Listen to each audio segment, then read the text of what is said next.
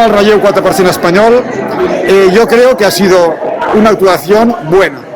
Quizás no todo lo buena que podemos desear, no lo sé. Me gustaría que me contestáis una por una, por favor, vuestra experiencia, cuál ha sido vuestra sensación personal y la de vuestro equipo, vuestra actuación en general.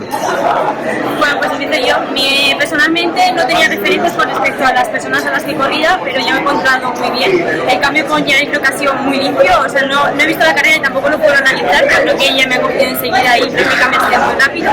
Y luego la entrega con Carmen igual me he sentido muy segura a la hora de entrenar y pues eso, yo creo que personalmente lo he hecho bien y con los cambios con mi compañera también.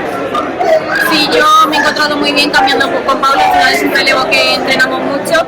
En carrera me he encontrado con muchísima fuerza, así que es verdad que hoy a la de la calle 8 llegar, pero he intentado olvidarme y darlo todo hasta el final, y así ha sido. Para mí las sensaciones también han sido buenas. La verdad que el cambio con Lucía se alarga un poco, pero ha sido bueno. Sí, lo tenemos que analizar también. Y a lo largo de la carrera me he sentido fluida y bien y con energía. Y es lo que decíamos antes, que quizá el no estar en la final es porque las otras han corrido también mucho, pero de sensaciones en equipo son buenas. Y Lucía. Bueno, un poco como Paula, iba por la calle 9 y no veía a nadie, entonces he salido a darlo todo, me he sentido muy bien y creo que he dejado todo lo que tenía dentro.